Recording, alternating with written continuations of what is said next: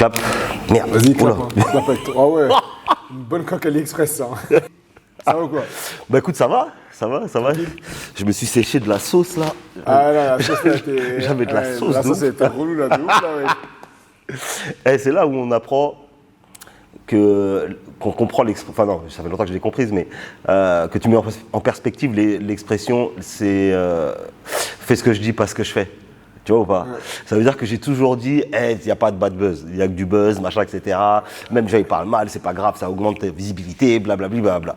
Et donc du coup, quand je parle aux gens qui étaient dans des bad buzz, je leur disais, vas-y tranquille, on s'en fout en fait. Tu vois, il y a ta famille, il y a les gars qui t'aiment pour de vrai, le reste c'est du bluff.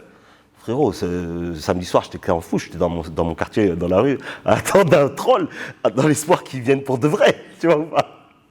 Dimanche, c'est-à-dire quand je suis rentré de cette espèce de dinguerie, tu vois, parce que j'étais avec l'apogée, et je leur ai dit ça, ils m'ont dit, mais non, t'es pas sérieux. Je dis, si, le mec, il arrive dans 40 minutes, tout ça, machin, etc. T'as pété les... Et eux, ils m'ont parlé, ils m'ont dit, Pico, mais pourquoi tu fais ça? Mais moi, je t'ai appelé, je dis, mais qu'est-ce que... Et en fait, il y a des fois, je suis vraiment teubé parce que je me dis, je sais que j'ai tort, mais je m'en fous quand même, tu vois, je veux dire.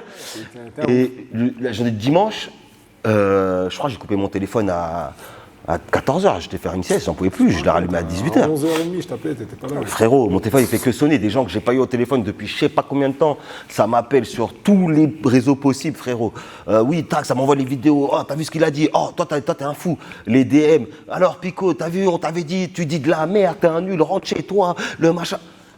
Frère, et dans ma tête je me dis, mais quand je marche dans la rue comme ça, il n'y a personne qui m'insulte, qui me machin, et toi, je veux dire. Après, c'est la facilité des réseaux, et de toute façon, on en a déjà parlé 1000 fois de ça. Mais en fait, il y a un mec qui l'a gazé, sous la vidéo, il a dit Pico, il va s'embrouiller avec des cyber.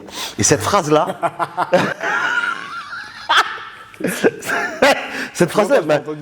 elle m'a fait prendre de la hauteur. J'ai dit, mais t'as pété un plomb, en fait. Non, mais t'as pété un plomb, mais surtout, ton prono, il était désastreux quand même. Franchement. Alors, attendez. Non, déjà, désastreux. En vrai de vrai. Avec un peu de recul. On va remettre les choses dans le contexte. C'était un avis catastrophique. Là, la vérité, il faut dire les choses. On va remettre les choses dans le contexte. Parce qu'il y a beaucoup de vidéos qui sortent. En plus, tu vois, dans l'absolu, c'est bien. Le truc relou, c'est quand mon fils il m'appelle pour dire papa, l'autre il a mis ça, papa. Tu vois, et là, il y a mon cœur qui commence à saigner, et du coup, je suis beaucoup moins raisonné de oh non, c'est pas grave, c'est que des trolls, tu vois. Quand mon fils il m'appelle, il y a des trucs dans mon cœur qui se réveillent, et je suis obligé de prendre de la hauteur. Parce que, tu vois. Mais remettons ça dans le contexte. Oublions ça, on va rester proche de sa famille et pas faire de bêtises. Donc, ceci étant dit, les vidéos sont sorties de leur contexte, pour certaines, où on prend que des vidéos, et du coup, on prend que les parties où je suis très dur avec la possibilité de Doumbé de gagner, et que je suis très positif sur la possibilité de Jordan de gagner. Par contre, on prend pas les exemples où je dis Doumbé m'a lavé à l'entraînement.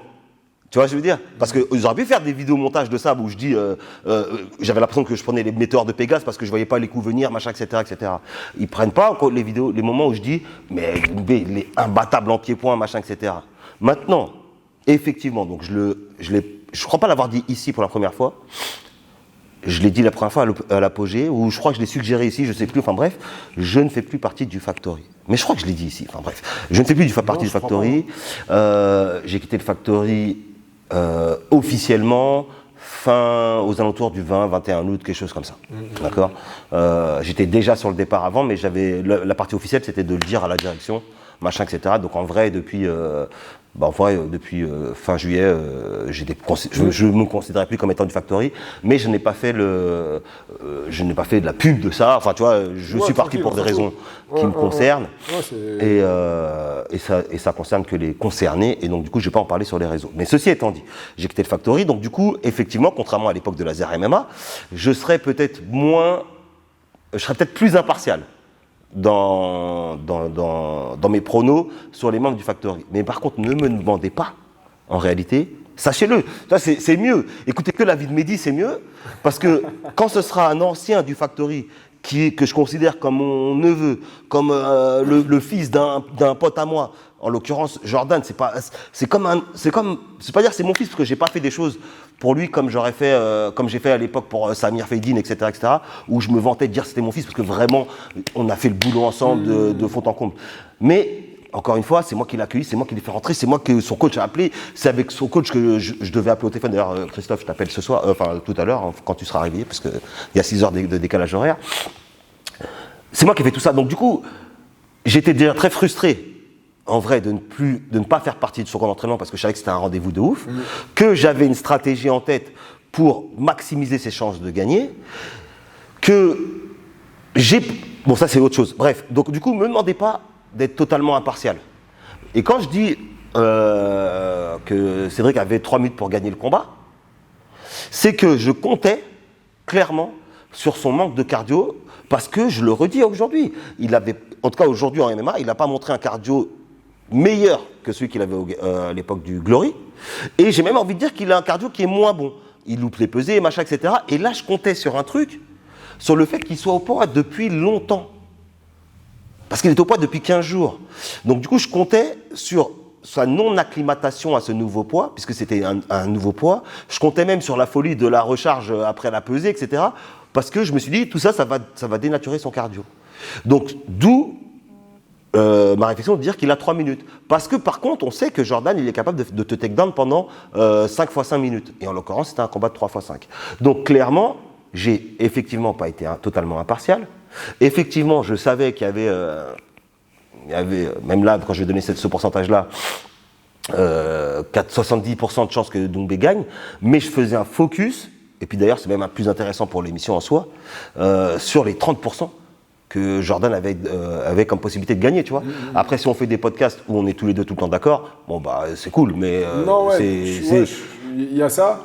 Après, quand tu parles du poids et de la gestion du poids, en tout cas, entre le combat où il a manqué la pesée et ce combat-là, d'ailleurs, on l'a beaucoup vu sur les réseaux, on voit Cécile qui est la nutritionniste de Cédric, qui vraiment a beaucoup communiqué avec Cédric sur le fait que cette fois-ci, on a pris les choses en main très tôt, depuis longtemps, et que le poids ne sera pas un problème en fait. Donc, est-ce qu'il ne s'était pas déjà habitué à son poids bien avant? Ben, je ne sais pas. Après, moi, je fais avec les infos qu'on me donne. Mais si c'est un nouveau poids d'il y a 15 jours, il faut faire attention à comment tu remanges. Donc, ça a été bien géré parce qu'il n'a pas explosé dans la cage. Même s'il a annoncé 83 kilos, mais on n'a pas vu une différence de physique incroyable entre la pesée et… on n'a pas vu. Par contre, Jordan, on a vu moi, en tout cas, je l'ai vu. Il était titanesque. Il était chargé. Il était chargé. Ouais, doucement. Il avait rechargé. il avait rechargé. Pour moi, il était titanesque. Il était énorme. Et je ne sais pas si ça ne lui a pas porté. En tout cas. Bon, on ne le saura pas. Le combat a duré si peu de temps qu'on ne peut pas dire est-ce qu'il était lourd, est-ce qu'il était. Il était très lourd. En tout cas, je l'ai vu très lourd. Oui, mais on peut pas, là, même moi qui suis là dans les statistiques, tout ça, machin, etc., la réalité, il y a un coup. On ne peut pas dire, tu vois, est-ce que c'est un coup qu'il a mis pour prendre la température, ce que je trouve un peu hérétique, mais est-ce qu'il a mis un coup pour ça? Est-ce que c'est le stress? Est-ce que c'est pas le stress? Là, pour le coup… J'ai mon avis là-dessus. J'ai mon avis. Et c'est ton avis qui est, je spoil, mais qui a été confirmé par Jordan. Et même si moi j'en suis pas complètement sûr, puisque Jordan a fait cliquer. Donc ton avis c'est… Mon avis c'est le suivant. Tout ce qu'il y a autour du combat a débordé tout le monde. Jordan le premier, les partenaires de Jordan, la direction du MMA Factory, parce que la réalité, bon là on va un peu s'égarer, mais quand je vois la vidéo de Fernand, déjà qui arrive dans l'arena, alors qu'il avait déclaré qu'il ne sera pas là et qu'il va regarder ça de son fauteuil, je me dis non, en fait non, ta place c'est dans le coin pour moi. Pour moi, Fernand doit être dans le coin de Jordan. Pourquoi? Parce que ça a pris une telle ampleur, c'est presque personnel. C'est personnel. Ah bah, merci. C'est personnel. C'est personnel. Alors oui, il y a le sport, etc., mais on voit bien dans la communication de Cédric et même il l'a dit à la fin, alors je sais pas si c'est juste un coup de com' ou quoi, mais j'ai pas l'impression, c'est vraiment personnel. Il déteste Fernand. Il le déteste. Ah, ben. Et le seul, pour moi, qui aurait pu, en tout cas, alléger un peu les épaules de Jordan à ce moment-là, parce que c'est une dinguerie en vérité. T'arrives, il y a le matelas, la musique d'entrée. C'est une dinguerie en fait, la musique d'entrée. T'entends Fernand, t'entends Jordan t'es mort, t'entends Good Job. Donc tu vois, jusqu'au moment où il est dans la cage, où Marc Godard il veut les prendre, Cédric il dit attends à Marc Godard, calme-toi, il dit. On parle de Marc Godard. Mais carrément, moi je crois qu'il disait. Enfin, non, c'est au public qu'il dit ça. Il dit au public comme ça, mais Marc Godard il est en mode vas-y, ça va commencer. Il dit attends 2 secondes, j'ai un truc à faire là. Mais quand il a fait ça. Mais c'est une dinguerie en vérité. Je me dis, mais pourquoi il dit au public d'arrêter de crier, tu vois, j'ai pas compris ce qu'il allait faire ça. Et parce que moi, quand il a dit, autant de fois que je vais dire Jordan, vous allez répéter machin, quand j'ai vu je me suis dit, ça va lui. Tellement je suis dans mon truc cardio, je dis, ah ouais, vas-y, fais ça, ça va faire monter ton cœur, ça va percer ton cardio. Et donc, quand j'entends la musique d'entrée, je me dis, ah, il est malin, il l'a pas dit, il l'a enregistré sur la bande-son. Comme ça, il préserve son cardio. Ouais, donc, franchement, quand il fait ça là au public, je suis à des années-lumière de me dire qu'il va crier ça. Et quand il a crié ça, j'étais chez un pote à moi dans son canapé, et je me suis enfoncé dans le canapé, j'ai dit, ouah, c'est chaud. C'est de la dinguerie. C'est une dinguerie ce qu'il a fait. Et pour moi, je t'ai dit, le seul qui, à ce moment-là, peut alléger les épaules de Jordan, lui parler, faire quelque chose en fait, c'est Fernand. Et sa présence dans le coin, et j'ai même envie de dire sa présence dans le camp d'entraînement, elle est indispensable. Alors, je ne sais pas comment s'est passé le camp. J'imagine bien que Fernand a pris les choses en main d'une certaine manière, même si on a vu que c'était Commandé, Facel et l'entraîneur. Mais il a chapeauté le camp d'entraînement. Pour moi, sa place, là, en tant que head coach, c'est de dire à tous les autres entraîneurs, les gars, ce combat, ça va prendre une dimension telle que je dois prendre les choses en main. Nous n'avons pas le choix que de faire la meilleure performance de notre vie. Mais après, je vais même te dire un truc, je me permets de te couper. Et après, je rebondirai après, je te laisserai finir après, mais au-delà de ça, aujourd'hui, quand il y a les grands rendez-vous UFC, qui est dans le coin? Peu importe. Oui, frérot, moi, t'as vu, je ne vais pas prendre mon exemple, mais il n'y a qu'à voir qui j'ai coaché, qui est coaché par qui après, etc., etc. Ça veut dire qu'à un moment donné, quand tu arrives à l'UFC, c'est Lopez qui coach. Donc du coup, au-delà de ce que tu as dit là, déjà de base, dans le storytelling du Factory, c'est comme ça. Le seul pour qui ça n'a pas été le cas, c'est Alan Bodo. C'est le seul contre-exemple où je peux dire, ah oui, effectivement, là, il y a un mec qui combattait à l'UFC et c'est pas Lopez qui coachait. Une fois aussi avec Cyril contre Junior Dos Santos. Fernand n'était pas là. Et pourquoi? Je me souviens pas. Mais parce qu'il devait y avoir une dinguerie. Hein.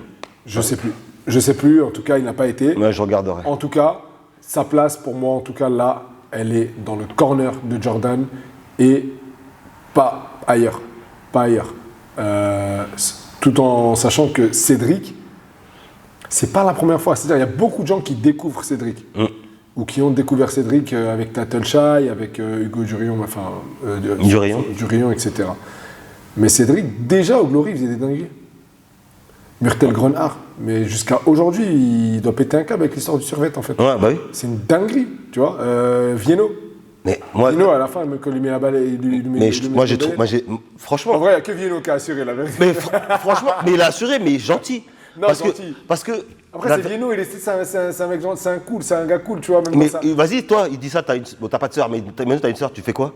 Même t'as perdu le combat. En vrai, tu sais pas qu'est-ce que tu veux faire. C'est soit tu vris en vérité. Mais frérot, ça veut dire que moi, je perds le combat, mais t'as vu, Vienno, il perd le combat, il est en forme. Tu vois, il a pas perdu le combat, il est pas sur sévère, tout ça. Moi, tu dis ça là devant les caméras, tu parles de ma sœur. Frérot, si je te mets pas une patate en traite, ma licence elle n'est pas sautée pendant 2 ans, c'est le minimum légal. Tu vois ce que je veux dire? Il y a ça. Et il a dit une patate en traître. Mais parce que frérot, j'ai perdu. Moi, non, viens, regarde, j'ai perdu. Tu dis ça, moi cette vidéo-là, elle me choque, t'as peur. C'est-à-dire que je la connais par cœur. Le mec, il est devant toi. Toi, t'es derrière. T'es dans l'angle des caméras. Le mec, il dit, ta sœur m'appelle, machin, etc. Mais j'ai pas le temps de réfléchir pour te dire, tourne-toi. Patate, traite, normal. Après, je me fais virer, plus de licence. mais parle pas de ma sœur. Alors peut-être qu'ils se connaissent et qu'en vrai, Vienno, il n'a pas de sœur. Tu vois, parce que moi, des fois, je faisais ça quand j'étais petit. Mon pote, il a pas de petite sœur, pas de grande sœur. J'ai dit, ta grande sœur, là. Des fois, je faisais des trucs comme ça. On connaît ça. Peut-être que, tu vois, mais j'avoue, cette vidéo-là, waouh, je me dis, mais. De toute façon, on va pas se mentir, j'ai pas évolué à ce niveau-là pour que machin, etc. Il y a 2 jours, tu étais en bas de chez moi, tu es en train d'attendre des mecs que tu connais même pas. Laisse tomber, bref. Des cyber. Laisse tomber, le gars, il se pétait avec des cyber. Ma parole, c'est un fou furieux. Frérot, Quand tu m'as dit ça, je me suis dit, c'est un fou furieux. Mais bref, en tout cas, tout ça pour dire que Cédric, il a l'habitude de ces rendez-vous-là. Il a l'habitude des main events. Il a l'habitude des grandes salles. Il a l'habitude du Zénith. Il a l'habitude de jacter sur les gens et que les gens deviennent ouf et que... Bon, Jordan, il disait dans ses interviews et tout, ouais, non, c'est que de la com, machin et tout. Mais tu sais quand est-ce que j'ai vu qu'en fait, non, ça l'avait affecté. Quelque part, c'est quand il arrive avec le t-shirt No Blabla. Donc, quelque part, ça a fait son effet. Tu arrives avec un t-shirt No Blabla. Donc, oui, la com de Cédric, elle a fait quelque est-ce que chose. c'est son idée de prendre le t-shirt No Blabla? Ça, je sais pas. C'est lui qui le portait. Mais c'est lui qui le portait. Et de toute façon, encore une fois, tu vois, Jordan, aucun humain ne peut pas être affecté. Mais s'il y a un humain, et je le répète. Moi, j'étais affecté. Je me suis mis à sa place. Je me suis dit, et tu sais quoi, je te jure, hein, je vais te dire un truc, j'en parle avec Cédric. Je lui ai dit, j'espère dans ma vie que je n'affronterai jamais un mec comme toi. Parce que je fais pas le combat en vérité. Je ne peux pas affronter un mec qui a autant de langue, autant de bouche, qui est fort en plus, mais qui va me hanter ma vie. Donc en fait, je sais plus si c'est avec toi, avec tonton que je disais ça, mais un mec comme ça, en vérité, quand tu l'affrontes, et je suis même pas sûr que ce soit suffisant, en fait, tu désinstalles Instagram et les réseaux. Tu désinstalles tout comme ça, tu es sûr que... Mais ça marchera pas. Parce que moi, ça me galvanise. Mais tout le monde autour de toi a les réseaux. Donc c'est-à-dire que tu imagines que Jordan, quand il arrive à l'entraînement, la première chose qu'on lui dit, c'est « Hey, il a dit ça sur toi. » Tous les jours. 3 fois par jour. Donc c'est quoi? C'est un dolly, le mec, en fait. C'est quoi un dolly? Un doliprane. Ah. C'est un bête de dolly. C'est un dolly. Il fait mal à la tête. Tu vois? Donc voilà. Et encore un truc qui me fait dire que tout ça, ça a joué sur Jordan.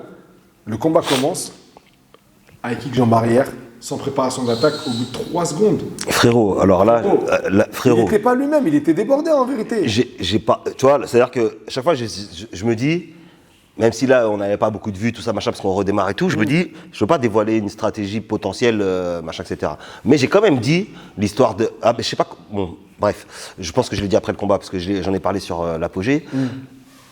J'ai parlé à Jordan, pas le lundi de la Fight Week, le lundi qui précédait la Fight Week. Je suis passé devant le Factory, je m'arrête pour dire bonjour, tout ça, machin, etc.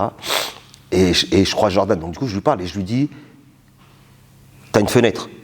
Mais il faut que tu le mettes dans le mode kickboxer. Parce que là, il est en mode, je veux pas me faire ramener au sol, machin, etc. Donc, mais pour que tu le mettes, le seul coup qu'il peut pas bloquer, c'est les low kicks. Il est tellement en appui sur la jambe avant que soit il les esquive, mais il peut pas les bloquer comme à l'époque du K1, genre tu lèves la jambe. Il y a trop d'appui sur sa jambe là, mécaniquement, physiquement parlant, tu ne peux pas. Donc je lui dis, jab-le, et on s'en fout que ça touche. Juste fais-le réagir pour qu'il lève la garde, et envoie le low kick. 1 fois, 2 fois, 3 fois, pour qu'ils se disent, comment ça l'autre, il me met des low kicks, c'est mon game, moi, le pied-point. Et qu'ils se redressent un peu, et comme ça, quand tu vas mettre le jab et machin, et qu'il va vouloir bloquer ou remiser, là, tu vas shooter pour faire l'amener au sol. Et je lui dis, malheureusement, avec ton cerveau de jeune, tu ne vas pas le faire. Tu vas rusher, tu vas aller à la guerre. Et je lui dis, je te dis 10 jours avant. Mais il était chez Mouloud Achour. Il l'a dit hier. Mais il a dit quoi? Attends, laisse-moi. Tu vas voir la scène. C'est pas moi, il a dit. J'ai fait un truc, ce n'était pas moi. 10 jours avant, je lui dis, il me dit, le problème, c'est que moi, je te parle avec mon cerveau de vieux. Il faut que tu arrives à construire le combat, ça va être chaud. Surtout, ne mets pas de low kick à blanc. Donc, toi, tu connais l'expression, on ne met pas de low kick sans mettre un jab et tout, machin, etc. Parce que toute sa vie, c'est de contrer. Toute sa vie, c'est de mettre des overhands de ouf. Donc, frérot, fais pas de low kick à blanc. Et je lui dis, malheureusement, comme tu es jeune, tu vas aller à la guerre dès le début. Il m'a regardé avec ma scène, il m'a fait. Et là, j'ai dit, bon, c'est chaud. J'espère que le coin va être que son coin va être très regardant sur ça parce que il faut prendre, j'arrête pas de parler de la psychologie de comptoir, mais ce phénomène-là là, de vouloir, au-delà de la pression médiatique, au-delà de tout ça, juste le phénomène, j'ai 20 ans, 23 ans là maintenant, je suis jeune, j'ai en pleine possession de mes moyens, machin, etc. Tu rajoutes la pression médiatique, il va aller à la guerre. S'il va à la guerre, c'est mort. Il a le cœur pour faire ça. Moi, demain, tu me mets la même pression médiatique, je vais pas aller à la guerre. J'ai un cardio qui est limité, frérot. Donc, je vais chercher à te mettre dans un piège de fou parce que je sais que je n'aurai pas les capacités cardiaques d'aller jusqu'au bout du que truc. Tu vois ce que je veux dire? Mais parce que j'ai 45 balais. Mais pour moi, je te le dis, tout ça, ça a une limite. Et la limite, c'est quoi? C'est la pression. Quand tu es dans la cage, il l'a dit en plus, et t'as vu, c'est des inceptions de ouf qu'il lui met. Quand ils sont face à face une semaine avant, qu'il lui dit mais est-ce que t'as déjà pris un KO? Mais en fait, quand tu vas me voir en face de toi, tu sais que tu vas péter un câble, en fait, tu sais que je tape très fort. Et Jordan, il est dans un délire, il dit non, moi j'ai jamais pris de KO. Ah si, j'ai déjà pris un KO. Non, Mais l'autre, en fait, il rentre dans sa tête. Après, Jordan, t'as vu, c'est un jeune, et je te jure, hein, franchement, moi, j'ai grave admiré la manière dont il a géré le truc, comment il l'a pris. Il ressent un matelas à la salle, il dit bon, bah, je l'ai pas gardé, je l'ai envoyé. Tu sais, en vrai, il est là. Oui, mais c'est pour ça que je te dis que. Mais ça a grignoté petit à petit, en fait. Doucement, il a grignoté, tout ça, machin, etc. Mais il sait quand même, on est d'accord que c'est quand même le combattant, en tout cas en France, qui a le mieux et qui peut le mieux gérer cette pression-là. C'est le seul combattant qui a affronté Doumbé, qui n'a pas pété un câble, qui ne s'est pas énervé, qui ne sait pas, tu vois. En vrai, on ne sait pas. Moi, Hugo Durion, je me souviens pas qu'il. Oh, mais il n'y avait pas la même pression, frérot, c'était mignon. Bah, Taitocha, il n'y avait pas eu le temps, il était prévu 3 jours avant. Et Durion, c'était, ouais, je vais te battre, machin, etc. Mais c'était rien à voir. Là, on est dans le turfu. Là, c'était du marquage à la culotte. Mais là, on est dans le turfu, là, frérot. C'est des. Franchement, t'as vu. Moi, j'aurais pas encaissé. En vrai, je pense que j'aurais. En plus, t'as vu, après, bon, Jordan, il n'a pas de famille, tout ça, machin, etc. Enfin, pas de famille. Il n'a pas d'enfant, je veux dire. Moi, je sais que j'aurais pas encaissé. Je pense que le combat, je l'aurais pas fait. Et voilà, j'aurais d'autres problèmes à gérer parce que j'aurais pas encaissé. Tu vois, je sais pas faire. T'as vu, je dis, je laisse tomber. C'est trop dur. Maintenant, pour revenir sur le truc, on a fait une digression. Pour revenir sur le cas de Lopez, le fait qu'il soit dans le coin ou pas, moi, je l'avais dit avant. Il fait ses choix. Chacun fait ses choix. Et souvent, je dis, si c'est ton choix, c'est que c'est le meilleur choix. T'as vu, faut, à condition que tu l'assumes jusqu'au bout, dans le bon comme dans le mauvais. Bah, c'était le choix que tu devais faire pour ton expérience de vie. En tout cas, pour moi, et ça n'engage que moi, je pense que je t'ai déjà, enfin, je pense pas, tu sais comme je t'ai déjà coaché, tu sais comment je suis quand je coach quelqu'un, l'investissement, le truc, le machin, etc. Moi, mon gars, il perd, je suis dans le mal. Bah ouais. Mon gars, il perd j'ai un gars, moi, qui a perdu par KO quand moi je le coachais, et je pouvais même pas, comme il y avait 2 combats, je coachais 2 personnes, je pouvais même pas l'accompagner à l'hôpital. Mais t'étais là, mon dernier combat. On va pas aller plus loin que ça. Mais frérot, ton dernier combat, comme il y avait madame, j'ai pas pleuré. Ah. Mais comme il y avait, pour mon autre gars, il y avait la madame de personne, frérot, j'ai pleuré. Ah bah ouais. Je l'ai vu partir. Je revois l'image, il part dans l'ambulance. Donc j'ai retenu mes larmes jusqu'à ce qu'il parte. Et après, je pleure comme un gosse, somme de ouf. Et après, je me ressaisis parce que j'ai un autre combattant à aller coacher et que je dois faire semblant que je suis pas affecté. Le combat, il se passe, boum. Frérot, moi, je peux pas laisser. Et t'as vu, moi, mon gros défaut, c'est déjà de mal réagir sur certains trucs et de faire des bêtises, tu vois. Peut-être avec des cyber aussi. Nico, il m'a fait une vidéo. Franchement, je lui ai répondu juste 3 petits points. Il a pas parlé. Il a vu une vidéo. Un mec, il a pris 10 ans de placard pour une mauvaise décision au bout de 5 minutes, tout ça. Mais comme en ce moment, j'arrête pas de faire des dingueries. Il faut vraiment que je reprenne l'entraînement parce que je fais que des dingueries. Et j'ai rigolé. Je dis, vas-y, faut que je me. Toi, j'ai 45 ans, frère. J'ai pas 17 ans. Bref, moi, ça m'affecte trop. Je porte les patins de mes gars. T'as une galère, je vais au charbon plus que toi pour toi. Je suis un ouf. Donc jamais j'aurais pu. C'est-à-dire que je propose le combat à Jordan. Je décide d'accepter. Je sais déjà quelle pression il y a parce que je suis en guerre avec le coach, machin, etc. Avec le mec, mais surtout, on sait que le mec est super fort. C'est pas juste qu'on a accepté un combat contre un mec qui le club, il arrête de respirer. Tu vois le type de camp d'entraînement. C'est-à-dire que tu m'as déjà vu organiser des camps. Frérot, le type de camp d'entraînement que je mets pour Jordan, il y a 0 écart entre le type de camp d'entraînement que je fais pour Cyril, par exemple. Tu vois, je veux dire, je fais venir des mecs de l'extérieur, tout, machin, etc. Est-ce que c'est le combat de l'histoire du club pour toi? Non. Top 3. Pour moi, il est dans le top 3 des combats. Fort. C'est le combat. C'est-à-dire que Même s'il n'y a pas un enjeu, il n'y a pas une ceinture de l'UFC, il n'y a pas. Non, mais top 3 sûr. Top 3 pour moi, sûr. il est dans le top 3. Et j'ai même envie de dire top 2. Mais pour moi, il est dans le top 1. C'est le combat. Non, après, Parce que- Cyril John Jones, on est d'accord. Il y Pour a- moi, c'est le combat. C'est Parce le que combat. c'est la- Et là, on s'affaire à regarder Non, les on va trucs l'histoire. négatifs. Mais si on parle des combats historiques du club, en vrai, comme on est dans le mood de la tristesse, de machin, de ci, de là, on s'affaire à regarder les combats perdus. Mais on oublie la joie. Ah non, moi je te parle pas de bons moments ou de mauvais moments, je te parle de combat, de l'importance d'un combat. Et pour moi, c'est vrai que dans l'histoire du MMA Factory, en tout cas de l'histoire que je connais moi du MMA Factory, oui, il y a Francis, il y a machin, mais actuel, en tout cas l'histoire actuelle du nouveau MMA Factory, c'est Dans le top 3, il y a 2 fois Cyril. Bah, la t'as prise deux- de la ceinture intérimaire et la défaite de John Jones. Ah, le combat, bah, il est top 3 alors. Ah oui, il est top 3. Mais après, en termes de hype en France, il est top 1. Il est top 1 et je sais Et, même pas il si est pas- un et parce combat- qu'il passe largement, déjà le 3e, ce serait la ceinture intérimaire, parce que Cyril, il arrivait, il n'y avait pas autant de hype, etc. La hype s'est créée après ça. Jones, gros buzz de ouf, parce que c'est John Jones, buzz mondial, machin, etc. Mais la communication. Et donc, bah tiens, belle transition, parce que j'ai lu que moi, j'aurais retourné ma veste et que moi, j'aurais dit ça va le sang. Donc, bien évidemment, ça n'existe pas, c'est pas dans mon mood. Ceci étant dit, j'ai quand même dit une chose. J'ai dit, je suis pas monté dans le train, mais je suis monté sur le quai. Pourquoi? Donc je suis pas monté dans le train parce que Cédric, il a battu un gars à moi. Et donc du coup, tant que Cédric ne combat pas quelqu'un d'autre, je serai pas dans le train, c'est pas possible.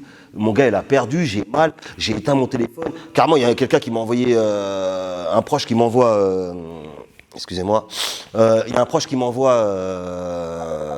oh là là, pardon les gens, pardon, qui m'envoie une vidéo où ça parle du combat, etc., etc. Je dis non, pas toi en fait. Ouais. Mais pourquoi? Il me dit j'ai trouvé ça drôle. Je dis ouais mais en fait moi je suis pas le bon réceptacle. Parce que j'aurais pu, frérot, si c'était notre gars qui avait mis KO un autre gars. Je parle même pas de Jordan qui a mis KO Cédric. N'importe quel gars qui met KO un mec, frérot, on s'envoie la vidéo, on s'envoie les montages, on s'envoie tous les trucs, machin, etc. Je me rappelle, vrai que quand ça vient de j'ai mis côté, des c'est pressions, compliqué, hein. enfin des pressions, j'ai pas mis un coup de pression, mais j'ai mis la pression au petit frère de Damien quand il avait gagné sur KO pour qu'il demande à ses petits de faire des vidéos, machin, etc. Frérot, quand c'est nous, bien sûr, Mais ça, c'est tout le monde en vérité. c'est tout le monde. Quand Adesanya a perdu, on était au bout de notre vie. Mais ça va, c'est Adesanya, il est millionnaire, et puis c'est pas notre pote. Mais là, moi Jordan, frère, je le connais depuis qu'il est en France. Moi, mon cœur, il est déchiré. Ouais, Chaque vidéo, mon cœur, il est Ah, déchiré. c'est un peu, ça t'affecte beaucoup plus que, bah, comme tu dis, si c'était un autre gars en fait. C'est ça. tout simplement. Donc, Il y a une histoire avec Jordan, en plus, je me souviens, la première fois que Jordan est vu, tu m'as dit, hey, tu vas voir, là, il y a un petit mal qui arrive, mon gars, du bled, machin et tout. Son entraîneur en Guadeloupe, en Martinique, il m'a envoyé un message, il m'a dit, j'ai un petit, vas-y, occupe-toi bien de lui. Je me souviens de ce moment-là, je me souviens quand il est arrivé, machin, on l'a vanné direct, je sais pas si tu te souviens. oui, mais tu connais ton gars, je me connais moi-même, tu vois, je veux dire. Donc, Et en vrai, c'est un peu plus personnel. Et en vrai, moi, je comprends que demain, oui, tu peux pas venir et dire, non, il va perdre. c'est impossible. C'est normal. Mais donc pourquoi je suis monté sur le quai? C'est parce que autant j'étais vénère, autant je trouve que Cédric il manquait de respect à notre sport, à insulter n'importe quoi, à se mettre au même niveau que Khamzat, machin, etc. Avec patin couffin, ça me générait du stress. Je dis oh fais doucement, machin, etc. Tu vois, et tu vas être fort, tu seras fort, mais fais doucement parce que si demain d'un coup d'un seul, Khamzat il te call out et que tu vas combattre Khamzat, frérot, venez, on va pas me dire que Cédric il va gagner. Tu vois, c'est trop chaud. Sauf s'il arrive à l'éteindre sur une pêche. Mais si Khamzat il pose sa main sur lui, frérot, va pas rattraper 20 ans de lutte en 2 ans, même si même pas 2 ans, hein, même si Boris Jomtomp il est super fort. Ah non, Cédric, il disait que. Enfin, il disait. Et même Nico, il l'a mis. Il a tweeté ça pendant la Fight Week. Il disait Cédric a commencé le sol et la lutte depuis 2017. Donc ça commence à faire des années. Hein. Oui, mais Je comprends. en faisant autre chose. Je comprends ce En que faisant tu autre chose. En défendant ses ceintures, etc. C'est ça. Encore Donc du coup, moi je joue au tennis depuis 1985, mais j'ai fait que 10 entraînements. Non, Tu vois, tu peux dire ça comme ça. Non, mais j'abuse exprès. Mais tu vois ce que je veux dire. Tu peux pas rattraper, pas tout de suite. Après, que dans 2 ans il tape Khamzat, dans 3 ans il tape Khamzat, j'ai pas de problème avec ça. Mais que tu le dises, parce que là c'est pas il le dit depuis cette année, il le dit depuis l'année dernière, donc même si c'est 2017, ça fait 5 piges, tu vois ce que je veux dire. Après, j'ai envie de dire un truc, Kémy, c'est... T'as vu, on va couper, je crois, ça fait... ouais. Attends, je vais couper ça, là. Je sais pas. Non, mais je crois que c'est bon, ça fait... Là il y a 21 minutes, là. T'es sûr? Vas-y. Hein. Cédric, il a ce truc où, dès le départ, dès qu'il s'est lancé dans le MMA, il a commencé à parler des plus grands noms, dès le départ. Conor, Kamaru Usman, tout ça. Au début, les gens, ils disaient, vas-y, c'est bon. Sauf que quand on a commencé à voir que Kamaru, il a commencé à répondre. Quand on voit que, en fait, il y a plein de gens... Enfin, Kamaru, il a répondu parce que RMC a vendu la perche. Oui, mais tant bien même. C'est pas, il a dit... c'est-à-dire qu'il aurait pu dire... Mais en fait, vous me parlez de qui, là? C'est ça. Lui, là. Mais en fait... Et du coup, ça aurait été coupé au montage et on n'aurait jamais parlé de ça. Il est fort. En fait, tiens, regarde, c'est une vidéo qu'ils vont pas prendre, là, pour faire un TikTok, là, un passage. C'est vrai qu'il est fort, frère. Je dis quoi d'autre? Il est fort. Même aller au-delà d'il est fort, pour moi, sa com... Elle est incroyable. C'est-à-dire que j'ai regardé un petit peu sur les réseaux, ça comparait à Conor McGregor à l'époque. Pour moi, c'est plus fort que ça. C'est plus fort que Conor. Pourquoi? Parce que Conor, c'était la grande gueule. C'était je combats, je te tabasse, je parle mal en conférence de presse. Mais là, en fait, on mélange l'entertainment, le trash talk, la performance. Il y a un truc en plus que Conor, du coup, n'avait pas, c'est le divertissement. Frérot, c'est trop divertissant. C'est-à-dire que quand tu regardes ces vidéos... Je vais te dire un truc, pourquoi c'est plus fort que Conor.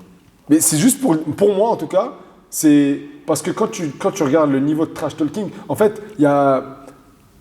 Tu peux pas venir et dire, ouais, lui, tu sais, il a un master en trash talk et lui, il a un bac plus 2. Ouais. Non, c'est du trash talk, c'est du trash talk. Mais quand on ramène le côté divertissant, à partir du moment où le mec, il arrive à te... En fait, c'est simple. À partir du moment où le mec, il a ramené Kylian Mbappé, il n'a pas ramené tous mes respects aux joueurs de Lens et aux joueurs d'Auxerre et à tout ça. Mais il a ramené le top athlète monde. C'est-à-dire que, sors-moi un athlète, monde dans toute la terre, là, qui peut s'asseoir là à côté de Kylian Mbappé et le regarder en mode ouais, mon petit. LeBron James. Vas-y, va t'asseoir. Mais frère, tu me demandes sûrement un athlète, je t'en sors un. Non, mais là, je te parle d'athlètes actuels. Donc dans ce cas-là. Après, il a arrêté le basket, LeBron James. Non, mais c'est pas la même période. C'est-à-dire qu'on n'est pas dans un. Là, on a Frérot, tu m'as Kylian Mbappé. posé une question simple. On est dans Sors-moi un un Kylian athlète. Mbappé. Mais Non, mais c'est. Non, ma c'est parole ce que tu dis. tu me dis LeBron James et il y a Kylian Mbappé, mais ma parole, Kylian, il est un gros. En termes de hype, en termes de ce que tu veux, en fait. C'est le top Bah, monde sport. Non, mais bon, ok. Mais vas-y, frérot. Toi, Donc, à partir du moment où il a ramené le top monde sport. Ah si, et l'autre, il n'a pas ramené...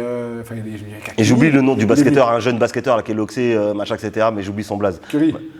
Il n'est pas loxé, Curry. Mais vas-y, par exemple, tu prends Curry. Frérot, non, mais je vois ce que tu veux dire. Mais vas-y, il y a d'autres athlètes dans d'autres sports, en foot US, on ne connaît pas le foot US, qui sont au-dessus, qui font plus de sous. Frérot, le monde entier connaît... Tout le monde connaît Mbappé. Oui, mais... Bon, bref, c'est pas grave, en fait, c'est pas grave. Le sujet, c'est pas Kylian Mbappé, mais je vois ce que tu dis. Il est venu avec tous les mecs du PSG, ils sont venus, ils se sont assis et ils ont été divertis. C'est-à-dire qu'ils sont venus pour le trash talk, mais ils sont venus pour le matelas, ils sont venus pour le « Hey, Jordan, t'es mort ». En fait, c'est un truc que tu crées qui génère, et aujourd'hui, le nombre de personnes qui t'ont parlé de ça le lendemain, on m'a parlé que de ça. Non, moi, j'ai pété les plombs. T'as vu Jordan? T'as vu Cédric? Moi, j'ai pété les plombs. Je suis arrivé, écoute, il y a Kostia qui était en train de faire un coaching à Honner, et j'arrive et je vais m'entraîner. La première chose que son élève m'a dit, en me regardant, parce qu'on a l'habitude de se croiser, il m'a regardé, il a rigolé, il a dit « Jordan !» Il était 8h30 du matin, frérot.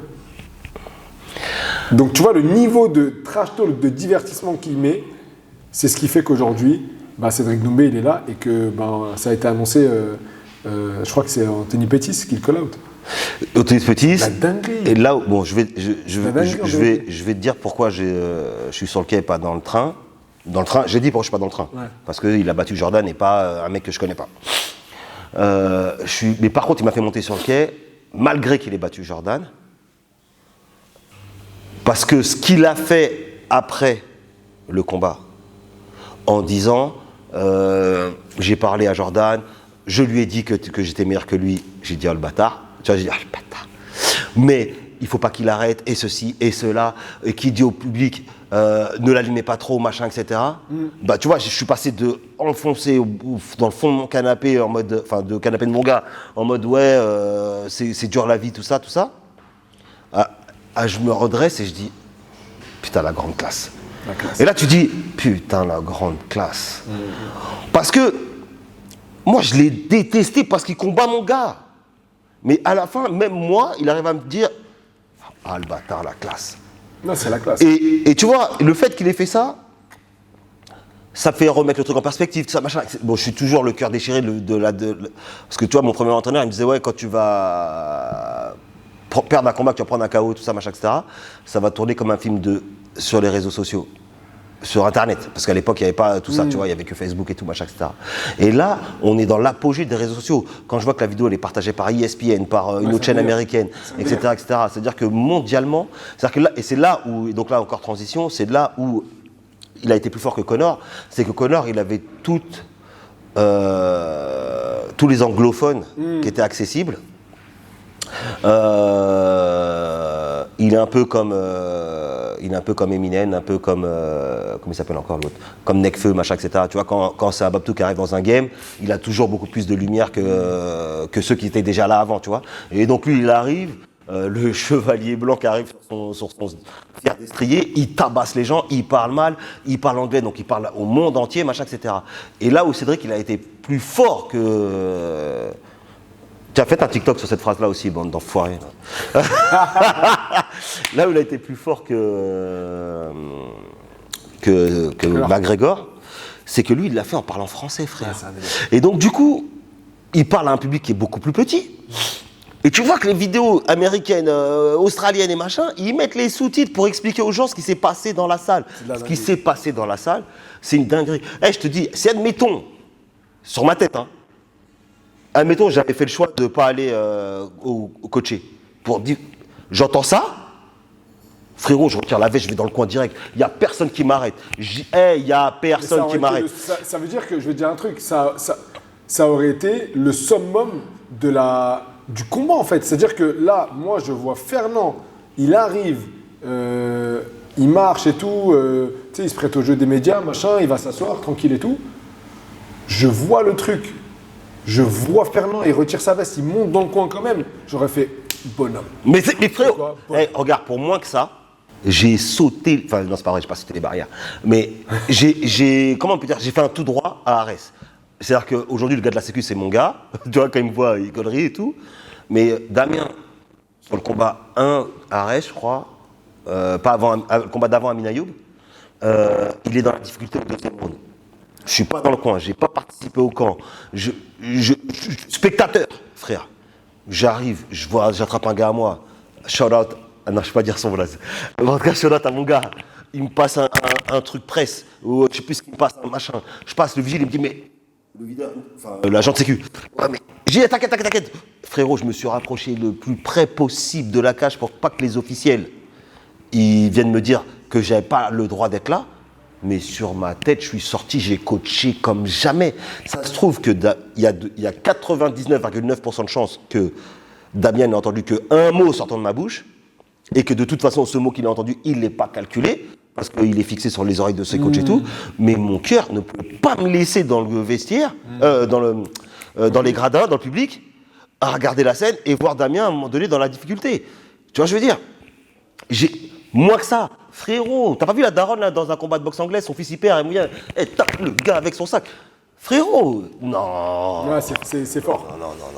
C'est fort et en tout cas, moi je vais rebondir un peu sur les déclarations de Jordan chez Mouloud hier ou avant-hier chez Click, et il disait qu'il voulait une revanche.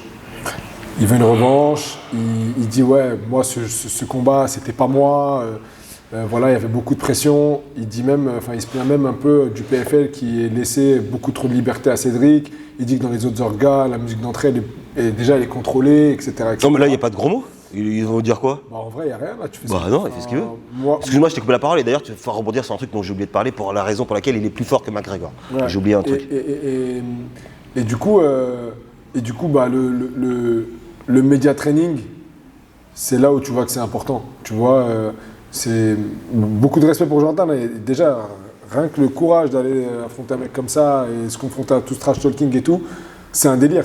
Mais tu vois, moi, le trash talk, enfin, tu sais que ça fait partie du jeu. Quand tu as signé le combat, tu savais que ça allait être comme ça. Tu savais peut-être pas jusqu'où ça pouvait aller, mais tu savais qu'il allait parler, qu'il allait faire des dingueries, qu'il allait... Enfin, voilà, tu vois. Mais le côté je veux une revanche, pour moi, c'est un peu trop tôt de parler de revanche, sachant que ça fait 3 jours, 4 jours que tu as perdu et que tu as perdu en moins de 5 secondes, enfin voilà, en moins de 10 secondes. Et après, on lui a posé même la question de ses coachs. On lui a dit, ouais, ton coach il était dans le public et tout. Et il dit, bah non, en fait, moi, mes coachs, ils étaient là. Il y avait Commandé, il y avait Mathieu Fassel, il y avait, j'ai oublié, en fait, je connais pas. François Laurent. François Laurent dans le corner. Donc non, en fait, mes coachs, ils étaient là et tout. Et c'est là où je dis, en fait, non. Oui, tes coachs, ils étaient là. Non, mais par contre, ça, c'est la meilleure réponse qu'il fallait donner. Oui, bien sûr. Bah, il va pas dire bah oui, non, mon coach était dans les gradins et c'est des remplaçants qui sont venus. Non, Ah, bah oui. c'est vrai, c'est Coman qui l'a accompagné, c'est Fassel qui fait sa prépa depuis le début. Et encore une fois, j'insiste, pour moi, à ce moment-là, je suis désolé, Ferland, il met un survêt, il va dans le corner. Quel survêt, frérot? J'enlève la veste sans survêt, frère, pieds nus s'il Il va faut. dans le corner. C'est-à-dire que ta place, elle est là. Ton gars a besoin de toi là, maintenant. Ce qui se passe, c'est trop gros. Il va pas assumer, en fait. Il est débordé. En fait, tout le monde était débordé. Non, mais de toute façon, c'était C'était un truc à voir en amont. Excuse-moi, je reviens sur un truc, et, parce que c'est important aussi. Parce qu'on parle de trash talk, et ça, c'est comment ça s'appelle, c'est Cédric qui le dit dans une interview. Alors, je sais plus chez qui, chez RMC, je pense, un truc comme ça. Il dit, moi, je fais pas de trash talking. Parce que la réalité, c'est que je vanne et tout, mais j'insulte la mère de personne, j'insulte la religion de personne, j'insulte la communauté de personne, je machin, etc. Même si j'aimais pas trop quand il faisait l'accent créole, tu vois, j'aimais pas trop. Non, ça va, ouais. Ça m'a fait rire, ça. Mais... Oui, mais moi, tranquille, j'étais yombe de toute façon. Peu importe ce que tu fais, j'allais être yombe, tu vois. Mais je te jure, j'étais grave pas en kiff. Mais, et c'est là aussi où tu te dis, faites encore une vidéo TikTok de ça aussi, comme ça vous allez bien gazer. Tu te dis, ce bâtard, il est fort. Parce que, il n'insulte pas ta mère, il n'insulte pas. En fait, tu ne peux pas venir le voir et lui dire hey, tu m'as manqué de respect. Il y a une vidéo, il a fait du sombre, je ne parlerai pas de cette vidéo-là. C'était parce que, bon, elle ne me concerne pas, elle concerne un mec que je kiffe beaucoup.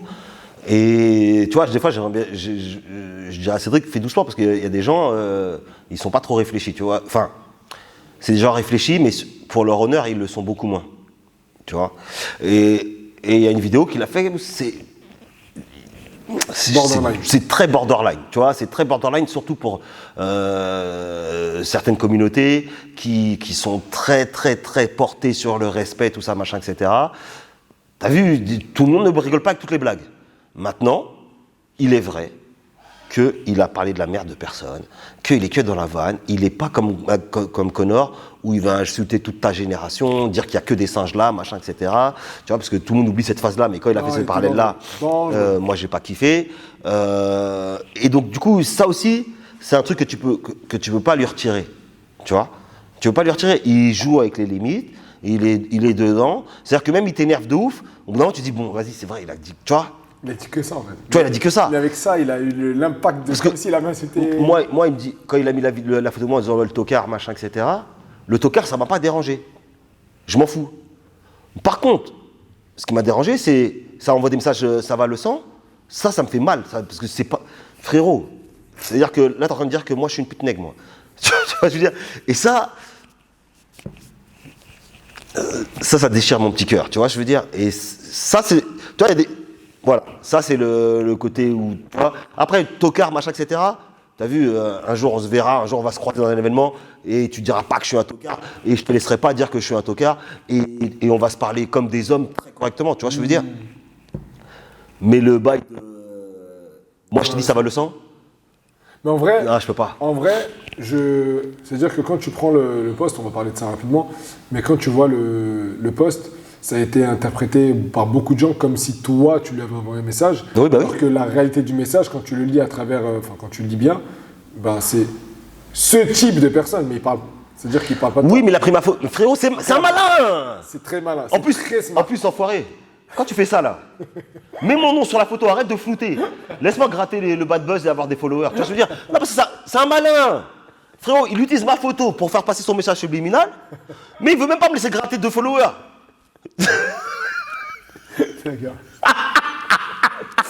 Ah, Mais je mens ou pas? non, mais ouais, il a flouté les. Il a flouté. flouté. En plus, bon, par contre, ce qui est bien, il a pris plutôt, j'étais BG dessus, tu vois, j'étais bien coiffé et tout, Par machin, contre, etc. attends, il a flouté, mais par contre, tout le monde a reconnu. Donc. Mais tout le monde a reconnu, après, c'est tous que ceux les qui, proches. tous ceux qui sont proches de nous. Donc, du coup, j'ai C'est vrai que ça a eu pas, un j'ai pas gros- gratté. Ça a eu un gros impact. Mais maintenant, imagine, maintenant, il met mon blaze. Et je gratte 20K. Frérot, je lui dis merci. Je lui dis refais. Je lui dis refais la photo, y a rien. Tu vois ce que je veux dire? Là, on est ensemble. Par contre, tu fais ça, tu mens, et tu mets ma photo, je gratte rien. Tu grattes que les mauvaises il prend tous les fruits pourris. Frérot, Vas-y, non, c'est pas bien. C'est pas bien ce que tu fais. C'est pas bien ce que tu fais. Ouais, arrête ça. En plus, si t'es au courant que j'ai dit ça, t'es au courant de tous les trucs réels que j'ai dit aussi. Que je me mens pas à moi-même, je mens pas sur ton niveau, je mens pas à machin. T'es au courant. Mais tu surfes, tu prends les bons bails, tac, tu mets machin, etc. Ceux qui vont aller dans ton sens, y a rien. Donc on se sait. C'est le jeu. Mets mon blaze. La prochaine fois, vous mettez Mets mon blaze. Arrête ça, mets mon blaze. Non, en tout cas, je crois qu'on a fait un peu le tour de tout ça. Je pense. On va quand même parler des autres Français qui étaient sur la carte. J'ai vu. Alors, il y a un combat que j'ai pas vu. C'est celui de Benkassi, Mokhtar Benkassi, en bantamweight. Ouais. Il n'y a que ce combat que j'ai pas vu. Sinon, j'ai regardé le combat de Derwish contre Mitchell, l'Irlandais, et j'ai trouvé qu'il y avait beaucoup. C'était une revanche. C'était une revanche sur le tournoi 100 000. Et j'ai trouvé beaucoup de. J'ai trouvé Derwish très.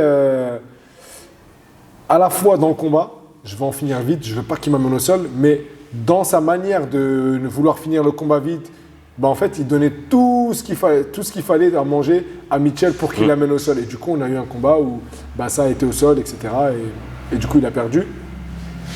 Il y a eu Anthony Salamon qui perd le combat, par alors c'est KO ou TKO, je sais pas. TKO. J'ai été grave triste, grave relou parce que encore une fois, Anthony Salamon, c'est un Français. Après, moi, je le connais pas personnellement, mais tu vois, il faisait partie des gars. Tu sais, on y croyait moi, j'y croyais de ouf. Je me suis dit, putain, encore un franc. Il y a plusieurs Français au PFL, ça va faire grave du bruit et on aura plusieurs potentiels finalistes, en tout cas, sur le tournoi, parce que c'était là aussi un combat pour le tournoi. Grosse propagande, de MMA Propagande notamment, qui parle beaucoup de lui. Il est parti s'entraîner avec Kamaru Usman et tout. Donc tu as vu, il y a eu un gros storytelling. Et le fait qu'il perde comme ça m'a. J'étais dégoûté en vérité. J'étais grave dégoûté. Après, de ce que j'ai compris, c'est un combat qui n'était pas dans sa catégorie. Le mec en face, c'est un vrai moins de 93. 13.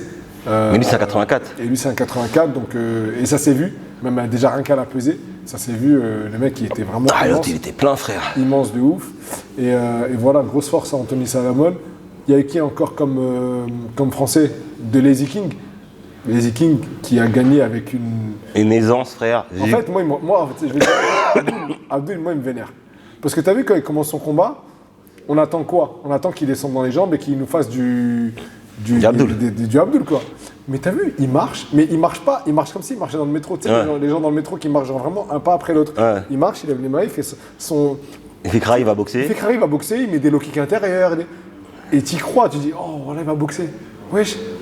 Et je sais pas, à un moment donné, pouf, mais tu vois, on va reprendre un truc que je disais. L'adversaire, le mec qui va rencontrer Abdul, il a 1 minute pour gagner. La minute mytho, là, il fait semblant de boxer, là. Il met sa vie sur un overhand et il prie. Il dit, Inch'Allah, ça touche. Tu vois, et comme ça, il dit, j'ai gagné. Ouais. Mais après, frérot, dès que l'autre il pose sa main, tu te dis, bon, non, moi, j'ai regardé le combat. Les transitions, mais le j'ai niveau dit, qu'il met. bon, là, il va le soumettre.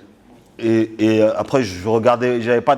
En fait, c'est malheureux à dire, mais comme tu sais qu'une fois qu'il met la main sur toi, il va le soumettre, bah du coup, tu regardes comme ça, tu dis juste, tu vas voir, tu sais, comme si tu regardais un highlight Déjà, tu dis. de la DCC, tu vois. Le mec ne va pas se relever, tu le sais. Donc en fait, quand Abdul te ramène au sol, c'est comme si il avait gagné. Ouais, bah oui. C'est une dinguerie. C'est juste attends, quand est-ce qu'il va gagner? Quand est-ce qu'il va gagner? Quand est-ce qu'il va te soumettre? Moi, je raconte, tu te rappelles l'histoire où je tourne avec non, Abdul il tourne avec un mec et moi maintenant c'est moi qui entraîne à ce moment-là et je dis au gars, ben, mets-toi à 4 pattes, je vais te montrer un truc pour garder le mec au. Pour contrôler les mecs en position quadrupédie, tout ça. Et donc je le fais sur Abdul. Parce que genre moi aujourd'hui, je vais montrer à un mec comment contrôler Abdul, tu vois pas? Non mais tu vois. Et Abdul il fait une phase sur moi, il est de là, et je le vois atterrir là-bas. Je regarde, je dis mais T'as fait quoi? qu'est-ce que t'as fait? Et du coup il le montre à un mec, et c'est un mouvement qui est devenu qui était à la mode il y a 2-3 mois, là j'arrête pas de voir des vidéos là-dessus. Il faudra que je la retrouve. Le mec il a fait un départ de coupole sur mon dos, gros. C'est une dinguerie ce qu'il a fait. Je t'enverrai la vidéo, je sais pas si tu pourras faire un montage, la mettre et tout. Il a fait un départ de coupole sur mon dos. J'étais choqué, je connaissais pas le mouvement. Faudrait que tu nous dises, Abdul, c'était quoi ce mouvement là? Parce que moi, là, le départ de coupole. Non, mais je vais te le montrer, Ouais, tu me montreras. Et donc bref, Abdul, tu sais qu'il va gagner. Moi, je reviens sur Anthony Salamone. J'étais saoulé. Alors pour la petite histoire, je sais pas si lui il est au courant, mais on me l'avait proposé il y a longtemps. Et donc à l'époque c'était un minot, tu vois, je sais pas quel âge il a aujourd'hui, mais peut-être qu'il avait 19 ans, 20 ans, machin, etc. Et moi, moi j'avais accepté, parce que tu me proposes un mec, je dis de base, je dis oui, tu vois. Ouais, c'était à l'époque en plus, il y avait pas, c'était pas comme aujourd'hui. C'est pas comme aujourd'hui. Et donc, bref, ça s'est pas fait. Et quand je regarde le combat, quand je l'ai vu rentrer dans la cage, j'ai dit oh ouais. Heureusement, je l'ai pas pris. J'ai les balaises en vrai. C'est quoi, ça me rappelle quoi cette histoire? Enfin, ce que tu dis, ça me rappelle quand je faisais de la boxe, donc quand j'étais avant de faire du MMA, on m'avait proposé un mec, enfin on m'a pas proposé un mec, mais je devais affronter un mec. Ouais. Parce que sur les tournois, tu sais, les championnats de France, etc., au moment tout le monde croise tout le monde. Ouais. Et Kevin Lele Sadio, Je connais pas. eh ben c'est Kevin Lele Sadio, je te montrerai plus tard, c'est aujourd'hui un monstre en boxe. Je crois savoir qui c'est en fait. Mais vas-y. Et c'est un camère déjà, rien que ça c'est relou. mais pour te dire, on espère tous un combat avec Mbili, donc pour te donner le niveau. Ah ok, bah oui, je vois très bien que c'est. Ok. Et je me souviens, donc moi j'avais fait ma transition MMA, mais j'allais quand même regarder la boxe. J'allais pas Japi, à Pouché, je regardais les championnats et tout. Et je le croise. Il me dit, Mehdi, c'est toi dont on parle, Mehdi, tout le monde me dit Mehdi. Je fais ouais, et tout, ça va ou quoi et tout. Il me dit, tu veux pas juste te remettre juste sur les championnats, juste comme ça on s'affronte et au moins vas-y, t'as vu? J'ai regardé comme ça, je fais, mais t'as pété les plombs quoi. T'as pété un câble, comme ça. Je lui dis, mais t'as pété les plombs, jamais de la vie, laisse-moi dans mon queue de truc, je suis bien, je vais démarrer. T'as vu, je vais pas de problème. Gros, il mettait que des notes, gros. Il a même pas resté longtemps en amateur, il est passé chez les pros. Et pareil, chez les pros, il terrorise tout le monde, trop fort. Et c'est pour ça que. Des fois, tu te dis, il y a des combats, tant mieux si tu les avais ski, frère. Héros, c'est Dieu, il m'a écarté. Et tu sais quoi, il y a un mec, il m'a encore identifié là. Pugilat, il gaze les mathématiques, tout ça, machin, etc. Il m'a gazé. Je sais pas, j'ai vu un post sur Instagram là. Pugilat? Ouais, le Pugilat, la langue pendue. Alors, je m'explique quand je dis compter le nombre de coups. Et là, pour le coup, Mehdi, t'en es témoin. Et tu me diras en toute transparence si j'ai raison, si j'ai tort. Quand tu fais un combat et qu'on le débriefe, est-ce que oui ou non, je prends mon chrono et que je regarde tous les combien de temps tu mets un coup? Ok. Donc, tu comptes et tout. Je compte. 1, 2, 3, ouais. Et on a pris des dispositions par rapport à tes entames de match, parce qu'on s'est rendu compte que ton premier coup, tu le mets tout le temps aux environs de la 8e, 9e, 10e seconde, etc., etc. Et donc, du coup, en fonction de l'adversaire que tu prends, on va dire, continue comme ça, ou non, celui-là, tu lui mets un coup tout de suite, ou non, machin, etc. Mais comme ça nous permet de connaître ton ADN de combattant. Parce qu'en la réalité, les combats, on va les entamer tous de la même façon. Quasiment. Tu vois, on a tous des patterns, combat, machin, etc. Et donc, du coup, comment j'ai eu cette réflexion de compter le nombre de coups qu'un mec met dans un combat, après tous les combien de temps il met un coup, etc., c'est que l'une de mes premières désillusions, c'est quand j'avais accepté, une fois de plus, j'avais accepté un combat, là c'était à l'étranger, c'était en moins de 93, j'avais dit à mon coach je veux le faire, etc. Je revenais de blessure, je voulais tout prendre parce que je voulais combattre. Et mon coach il me dit non c'est mort, ce mec-là il met des coups toutes les 3 secondes, il met des coups. Et sur le coup, j'ai pas capté cette intervention-là. Mais juste que le fait qu'il dise ça, c'est qu'il avait calculé le volume de coups que ce mec-là pouvait mettre, et la question c'était à savoir, est-ce que j'étais capable d'assumer ce volume de coups, tu vois ce que je veux dire? Et donc du coup, je me suis fait beaucoup tailler, alors peut-être parce qu'à l'époque, je n'avais pas donné les explications du pourquoi, du comment, pourquoi je faisais ça, etc. etc. Mais si aujourd'hui, sur des combattants aguerris, je vais prendre mon chrono, je vais dire, non, toi, tu as vu, tu fais ça, sur ce combat-là, il faut que tu fasses ça. Là, tu mets un coup toutes les temps de temps, je vais appeler ton préparateur physique et je vais dire, tu as vu, aujourd'hui, il est capable de mettre des coups je dis une bêtise, toutes les 30 secondes. Moi, je veux qu'il soit capable de mettre des coups toutes les 15 secondes. Oriente ta prépa physique sur ça. Donc voici la raison de mes mathématiques. Bon, j'ai pas de formule drôle pour ça et pourquoi je note les coups. Et merci Pugila. Toi aussi, quand tu m'identifies, porte-le jusqu'au bout et mets mon blast, frérot, puisque tu as vu, tu mets ma photo. Dieu merci, c'est cette photo beau gosse. Il aurait pu prendre une photo un peu chum, tu vois.